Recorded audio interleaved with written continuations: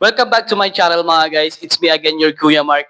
At ngayong araw is ipapakita ko po sa inyo ang interview with Miss Ma'am Ana Nuse na OFW mula pa sa US. And syempre, na-interview siya dito sa Abante Radio sa DWAR 1494. Si Ma'am Miss Ana Nuse ay na-interview noong August 26, 2024. Na kung saan is sinabi rin niya na nagsimula siya ng buwan ng February dito sa pagiging seller dito kay Sitaw, and especially siya din ay isa sa mga libo-libo din na naapektuhan nitong disbursement refund dito kay Sitaw, and syempre na nalulungkot at natatakot na hindi na makabalik ang kanilang pera mula dito kay Sitaw. Dito sa interview mula kay Ma'am Miss Ana Nuse is malalaman natin kung ano nga ba ang hakbang na pwedeng gawin natin, kung paano nga ba makakabalik ang ating pera dito kay Sitaw, and especially ano nga ba yung way at mga paraan paano tayo mag-file ng complaint.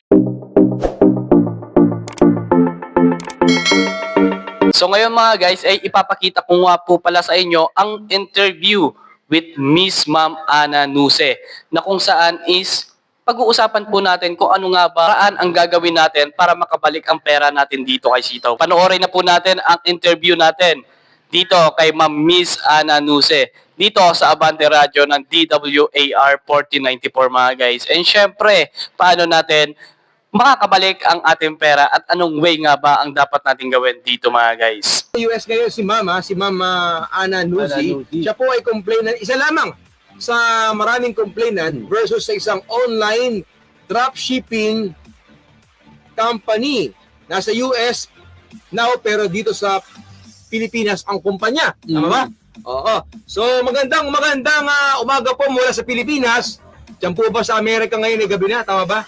O magandang umaga po Ma'am Ana Nuse, Dolan Castro po at Robert Tan. Kayo po ay live sa Aksyon Abante ng DWAR Abante Radio. Magandang umaga po mula sa Pilipinas. Ma'am Ana Nuse. Yes po, good morning po. Yes, Ma'am Ana.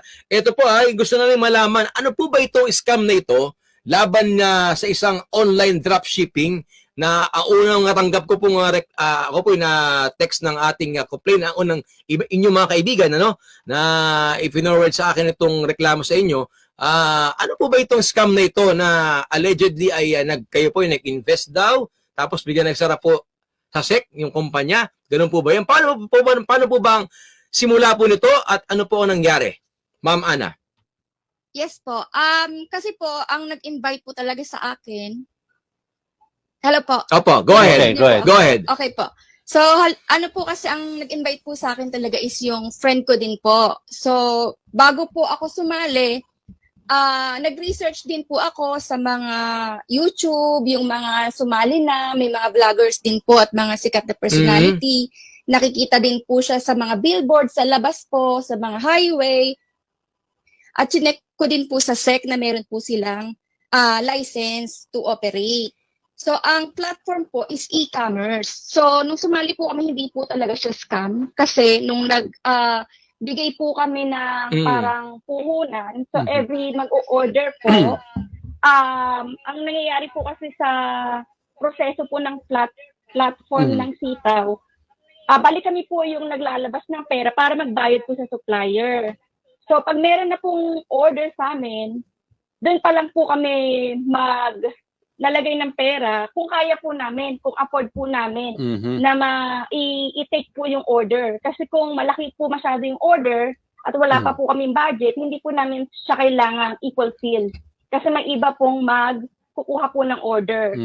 So, kunyari po, 100 pesos po ang in-order sa amin at meron po kaming pera, yun po ang ibabayad namin sa supplier. Once po yung supplier is na-delivered na po yung goods sa buyer, saka po babalik sa amin yung pera na binigay po namin kasama po yung profit. So, ito pong company na ito ay nag-start po parang more than a year, almost 2 years na po na smooth po ang operation.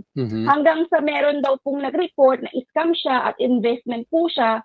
So ang SEC po ay ni-revoke ang license. Mhm. Pero nag-apply po sila ng appeal dahil hindi nga po siya investment company. Kasi wala naman po kaming hinihintay na parang profit in a certain time. Bumabalik po yung pera based po sa kung kailan po na-deliver yung goods, which is maximum of 21 days po. Ano po yung Yun, so, ano po yung goods na ito na binebenta? Ano po ba itong oo. ito po ay mga sporting goods. So, nakalagay na po siya sa platform na ito yung may mga winter goods, sports, yung mga skiing, mga iba-ibang bansa po kasi yung mga umu-order at iba-ibang products po na mga sports po ang binibenta. So, ang pinaka po nila process is kung gusto mo pong maging seller, pipili ka lang po ng minimum na 10 items sa mga binibenta po nila na kaya mo pong pondohan pag may nag-order po sa'yo. Eh kung hindi naman po nila pinipilit na magbenta ka ng magbenta. Kasi nasa seller po yun kung meron ka pong pangbayad sa supplier. Ano po ma'am ang dahilan bakit po isinara ng SEC itong kumpanyang ito?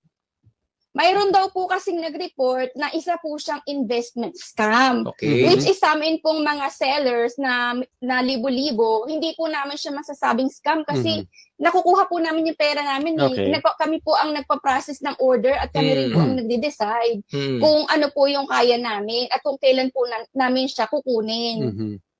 Dahil naman nagreklamo. Kaya sinara agad ng SEC, ganun ba 'yun? Opo. Pero ano po naging batayan? Ano po naging batayan ng SEC? I'm sure may batayan po ang SEC diyan. But ano pong sinabi sa inyo na batayan? Yun nga po ang problema kasi may mga nag-complain na po, nag-file ng formal complaint po sa SEC. Pag may mga seller po nang nagtatanong, ayaw po nilang sagutin. Kailangan daw po namin mag-file ng complaint na scam po si Sitaw. Which means po na hindi namin masabing scam dahil hindi naman po talaga kami na scam. Ang problema po namin dahil sinara po nila kasi yung kumpanya, yung pera po namin hindi namin ma-withdraw dahil ang sinasabi po ng Sitaw dahil sa revocation, wala pong bangko ang gustong tumanggap sa pera nila. Kaya meron pong mga seller talaga na tinawagan daw po ng bangko at tinatanong kung meron daw po silang hinihintay na perang papasok kasi ibinalik daw po dahil ayaw daw pong tanggapin. Ang sabi naman po ng SEC, wala naman daw po silang binibigay na order na hindi i-release ang pera. Pero sa Sitaw po, ang binibigay po sa aming mga announcement ay inaayos na po sa bangko, may mga process po, may mga tumatawag. So parang every few weeks po, puro ganun po yung sinasabi nila na nade-deny po ng bangko, tapos may bago na naman po silang bangko. Lagi po silang nade-deny. So kami pong mga seller, dahil puro announcement lang po yung natatanggap namin, wala rin pong muka at boses na talagang nagsasabi na yun po yung totoong sitwasyon, doon na po namin na-feel na scam nga ba na hindi namin makuha ang pera? Kasi yung platform Ma'am po Ana, talaga is hindi scam. Ma'am Ana, Yes po. kung okay lang sa'yo mabanggit, magkano na ba ang napasok nyo pong pera po dito sa Sitaw at na hindi nyo po ma-withdraw? Personally po, nasa 600,000 po. So ngayon po merong nakikipag-ugnayan po sa inyo from Sitaw para malaman ano yung mga updates po para Yes malaman. po, naggawa po sila ng Facebook group na hindi naman po kami makakomment na mga sellers kasi ang parang purpose lang po nila is to update us every few weeks po. So Tapos yung mga ilan po kayong miyembro lumalabas diyan, ma'am, sa na nagpasok po ng pera? Marami doon ba? po sa main Sitaw po nila, yung main po nila nung hindi pa po sila nare-revoke, meron pong 56,000 po na mga members. Doon po sa mga sumama po sa mga disbursement update, nasa almost kalahati na. Tapos may mga iba po pong Facebook groups na libo-libo din po yung mga sumasali. So ang pinaka-main problem po is kami pong mga nasa abroad, yung mga OFW po, hindi po kami makapag-formal complaint at magpunta sa SEC or kung saan man po kasi po malayo po kami. Tapos yung iba po sabi, pupunta pa daw po ng embassy. So ibig sabihin, ma'am, pala ang inyong nirereklamo kung hindi na-revoke ito, tuloy-tuloy sana. Tama po ba? Yes, exactly po. Opo. Tuloy-tuloy po ang inyo. Ilang taon na po kayo o ilang buwan na po kayo nagkakaroon ng transaksyon? Ito po sa online na dropshipping po na ito. Nag-start po ako nung February. Tapos po bigla siyang na-revoke ng June. Mhm. So ang dami po namin na halos kakapasok lang. Pero kasi nga po, may registration po siya sa SEC. Kaya kung confident po kami Confident na kayo? legal ito. Oo. Opo. So kumita po ba kayo dito, ma'am? Kumita po ba kayo? Kumita naman yung pera po? Opo, kumikita po. Paano po ang halimbawa, nag-invest kayo ng sabi nga 600,000 ba? Pesos? Hindi po, siya po, parang hiwa-hiwalay po siya. Ay, hiwa-hiwalay. Okay. Opo, hiwa-hiwalay. So Kunyari magkano na po ang kinita ng inyong 600,000 pesos sa 4 na buwan? Nasa 100,000 po, mga ganun. 100,000 na.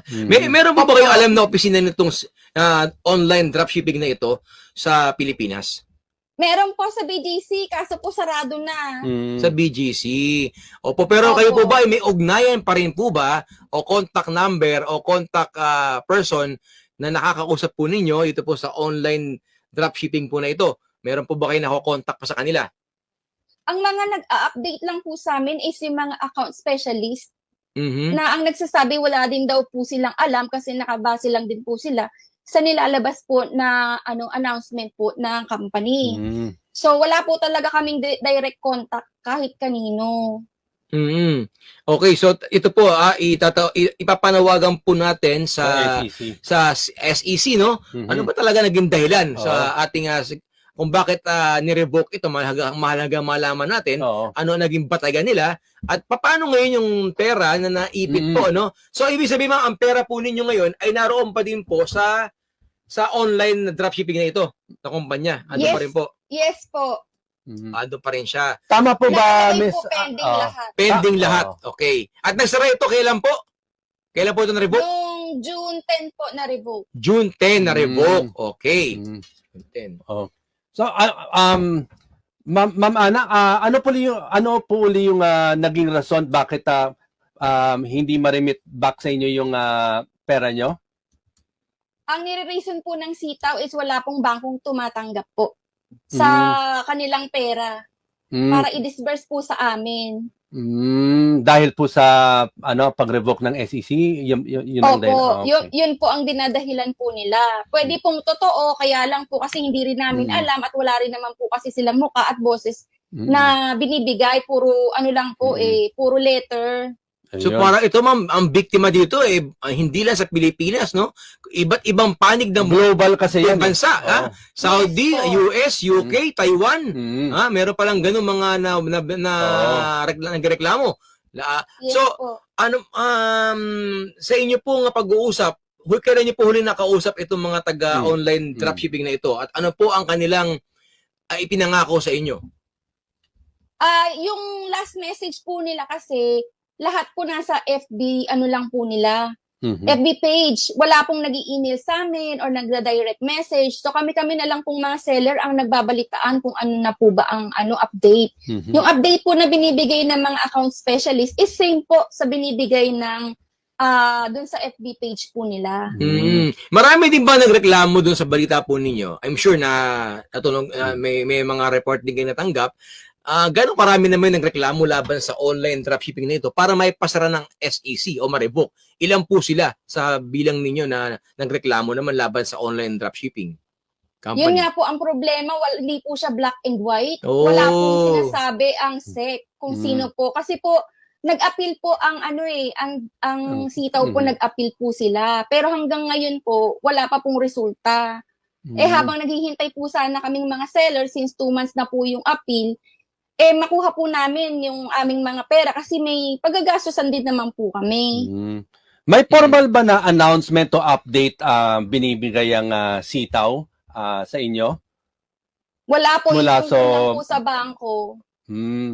Okay. Ano po yung mga sulat na pinadala sa inyo? Meron ba? Wala, wala. Email lang. Opo, mga mga announcement lang po sa FB page nila. Sa FB page. Okay. At, pero may nakakausap naman po kayo, yung nababanggit mo na parang meron kayong nakausap na nagbibigay na ng update? Yung account specialist po kasi dati nagbibigay sila ng update sa FB group pero ang dami po kasi daw nilang tinanggal kaya nagsiwalaan na rin po yung iba, konti na lang po yung natira. Okay. Pero yung pong mga natira na mini-message namin, yung mga FB po nila is mga naka-lock profile. Kaya hindi rin po namin alam kung mga totoong tao po sila. Kasi partner, na talagang sa sitaw po. ma'am, binabasa namin itong mga messages ninyo at ng inyong mga kasamahan, no? Maraming pera ay nawawala sa kanila, no? Oo. Talagang ang daming humingi ng tulong, talagang may 250,000, sinasabi dito sa inyo, 600,000. Malalaki yan. May mga Malalaki million, may mga million, Million pa, no? nakasulat. Oo. So ito mama, ito po ipapaabot ito Sa sa SEC. SEC. Papupuntahan po natin ng ating Action Abante reporter itong SEC. Para malaman personally natin yung ma-interview, yung dahilan. At siguro, mabigyan niyo po kami ng address po Ng sitaw. ng online dropshipping na yan para maikutan din po namin ang ating mga Abante reporters, no? Na pwedeng umikot po diyan sa ating maikutan po lahat yung mga taong yan.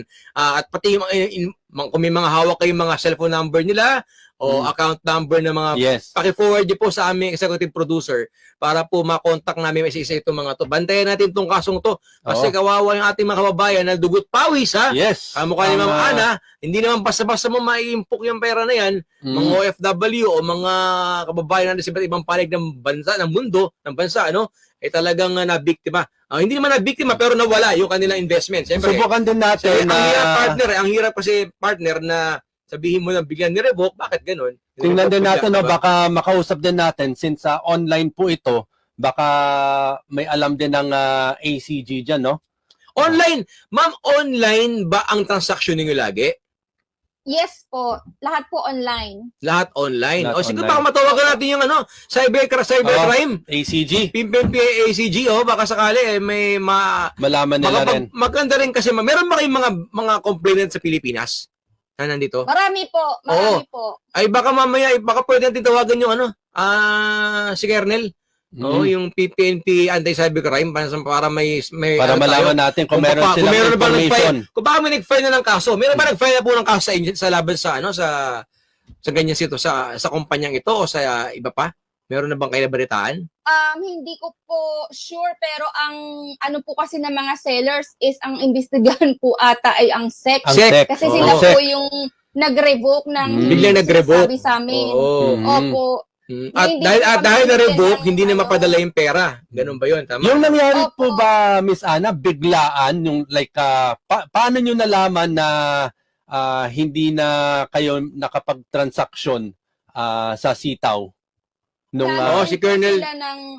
Nag-send po sila ng email na nag-apologize dahil nga daw po sa merong reklamo sa SEC na na-revoke nga daw po. Tapos, hintayin lang daw po namin bumalik yung mga order. Tapos by July 31, i-withdraw na daw po namin lahat. Wala po doon sa freezing money para po i-disperse po after. So, ang pangako po nila is 3% every week.